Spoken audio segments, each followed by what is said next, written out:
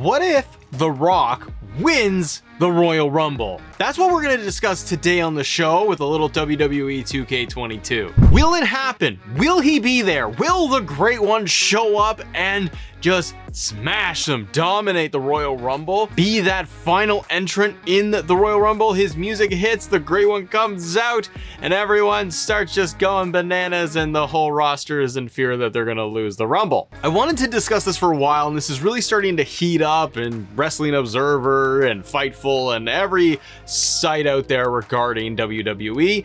You got night 1, you got night 2, Saturday and Sunday, and we know that Roman Reigns is the WWE undisputed world heavyweight champion. He's got 2 belts, and the question has been for like a long time now, it feels like a year, is it gonna be The Rock? Could it be Cody Rhodes? Could it be somebody else winning the Royal Rumble? Could it be happening over both nights that he's defending the title? A lot of questions, but it's very exciting. The first thing I want to know is, in the comments, let me know, do you think The Rock is going to return at the Royal Rumble? Also, if you enjoy the channel, hit subscribe and hit the like button on this video because it really helps out with the YouTube algorithm. Anyways, let's talk about The Rock here. If he does come out as number 30, which is what I believe he would be, you want to maximize that hype.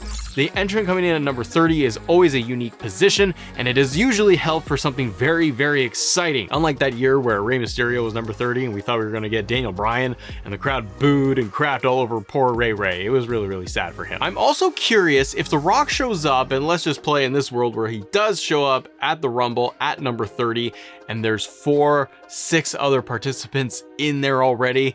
He likely comes in and starts just wrecking folks. And if The Rock does come in at number 30, well, we all got to assume, okay, he's going to win.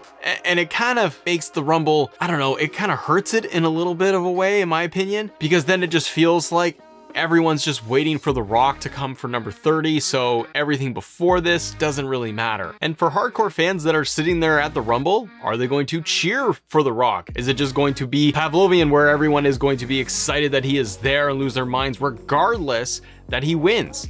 And guys like maybe a returning Cody Rhodes doesn't win the Rumble, who is also considered to be a big fan favorite and really big odds to win the Rumble, make a return and win the Rumble. And then my question to you is, how does WWE handle the outcome of the Royal Rumble, assuming The Rock wins the thing and goes on to WrestleMania? At the end of the Royal Rumble, with The Rock pointing at the WrestleMania sign, it's going to leave a lot of questions, which is great. That's the intrigue with wrestling and WWE, is what's going to happen next. But at the end of the Royal Rumble, how do they handle it, and how do you think they should handle it? Should The Rock be in the ring with one of the commentators, one of the ring announcers, and they come in, they interview him, and they say, Rock, what's the plan? What's the plan with the tribal chief, Roman Reigns? Does The Rock say, I'm coming for him on night 2 of WrestleMania for both his titles because I'm the true tribal chief, head of the table? Does Roman Reigns come out at the end of the Rumble and hold up both his titles, or get in the ring and we have a face-to-face with The Rock and Roman Reigns? Those are really cool moments. Do you just have Roman Reigns beat The Rock? After all of that build just for Roman to continue his reign with both title belts? Because if he beats The Rock for one belt, both belts, whatever, it does cement him as the top. He beats the cream of the crop, the biggest guy, biggest name in WWE history, entertainment, and general entertainment in The Rock. He takes him out and he solidifies himself at the very top and the head of the table, truthfully, with his whole family and everything. There's nothing else for Roman Reigns to accomplish. And if you're Roman Reigns, and within the universe of WWE and storylines, how can anybody else beat him? How can a Cody Rhodes come out at the next SummerSlam or something, challenge Roman Reigns for the belts and win? It doesn't seem plausible because, well, wait a minute, The Rock couldn't beat him. How could anybody beat him? And so that's where I want to dial it back for a second.